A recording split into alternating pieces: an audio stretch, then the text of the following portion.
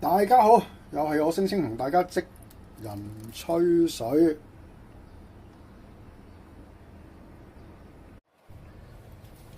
咁啊，睇到個片頭都知道煲湯啦。咁啊，踏入中秋過後啊，又開始秋涼啊，乍暖還寒嘅天氣啊，咁啊，好容易會傷風啊、感冒啊、咳啊。咁屋企人啊，有啲咳啊，咳咗好耐啊。咁啊，今日咧就煲個清潤嘅，對咳好有幫助嘅湯水，同大家吹下水。咁拿住呢包唔係過年嗰啲碌柚葉啊，嗱，呢啲叫龍脷葉。龍脷葉咧，對化痰止咳啊相當之有功效嘅。咁啊，仲有啲呢啲叫做青欖啊，青欖，呢隻叫桔餅。呢三樣嘢咧，對化痰止咳嘅食療咧就相當之有功效嘅，同埋大家起到一個叫做化學作用啊。咁龍脷葉、青欖呢啲咧，都係喺市政街市啊買啲山貨藥材嗰啲地方就會有得賣。咁啊，三個人飲你咪叫佢執啊，呢度大約執咗20蚊鬆啲啊。咁我哋仲要1斤嘅新鮮豬展攞翻嚟，用濕溫水浸一浸佢啊，等佢個臊味釋出。陳皮1角，蜜棗3粒，南北杏少量。咁啊，仲有咩嚟㗎？甘筍啊，紅蘿蔔，台卜嚟嘅1個。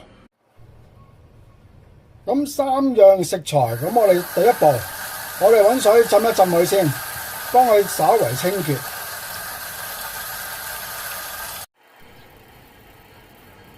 青欖同埋桔餅，咁我哋就洗佢1、2次咁嘅擎水啦。龍脷葉，我哋要浸佢10零分鐘，等佢葉嘅表面嘅灰塵釋出咧，再洗乾淨佢。豬展我哋倒晒啲血水，洗咗2、3次擎水。而家開火，燒啲凍水，跟住我哋將1斤嘅豬展倒落去凍水飛水。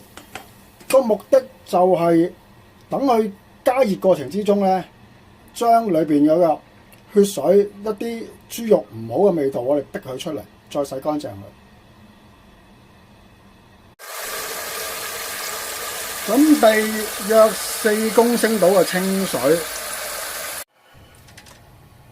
跟住蜜棗、南北杏、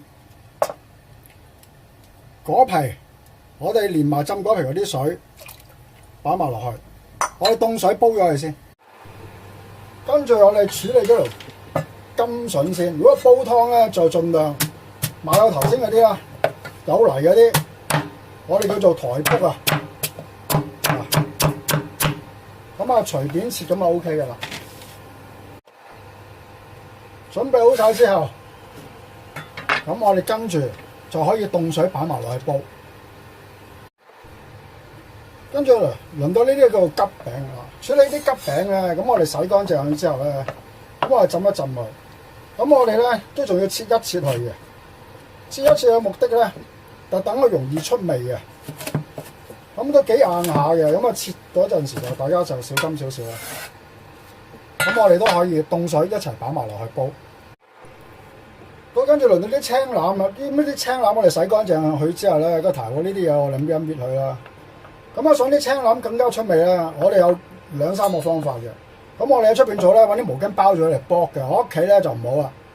咁我哋揾把刀啦，輕輕界佢一下啦。咁我等佢容易啲出味啦。青欖界好晒之後咧，都係可以凍水擺埋落去煲。青欖、甘筍、桔餅、南北杏、蜜棗、陳皮，凍水加熱之際咧，咁我咪睇翻啲豬展啦。大家睇唔睇到面頭嗰啲泡啊？咪一啲唔好嘅味道咯。而家啲豬已經咁貴啦，咁我哋真係要用啲心機時間走去處理下佢。跟住我哋將所有豬展撈起晒佢，跟手要沖凍水。沖凍水嘅作用就係將豬展所有釋出嘅泡沫、一啲唔好嘅味道洗乾淨晒佢咯。咁我哋喺出邊做燉湯呢個步驟就好重要嘅。豬展，咁我哋跟手就擺埋落去一齊煲。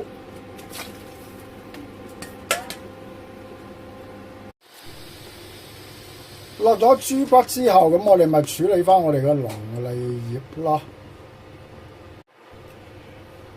咁呢啲龍脷葉啊，我哋都係同蔬菜類一樣咁樣處理。我哋浸佢10零分鐘，跟住洗咗2、3次，主要都係將葉表面嗰啲塵埃啊，咁啊沖洗咗2、3次啦。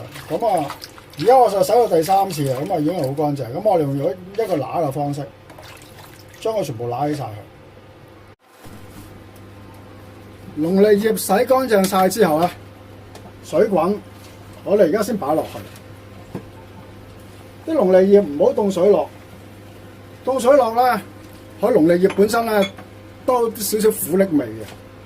咁啊個湯咧煲出嚟咧，嗰個味道就唔係咁好嘅。所以如果第一次煲啦，我建議大家唔好買咁多龍脷葉。如果2、3個人飲咧，買5蚊就夠啦。咁我呢度咧就差唔多買咗10蚊咁上下啦。咁我哋用中大火煲佢半個鐘頭，跟住收細火煲佢個半鐘。煲咗2個鐘頭嘅模樣，打開去睇下咁就知啦。好，得起俾大家睇下。一個清潤清肺熱嘅龍脷葉青腩煲豬展咁啊完成啦！我建議大家食埋啲豬展去，因為個豬展都好有食療啊，吸收晒啲龍脷葉同埋青腩嘅味道啊嘛。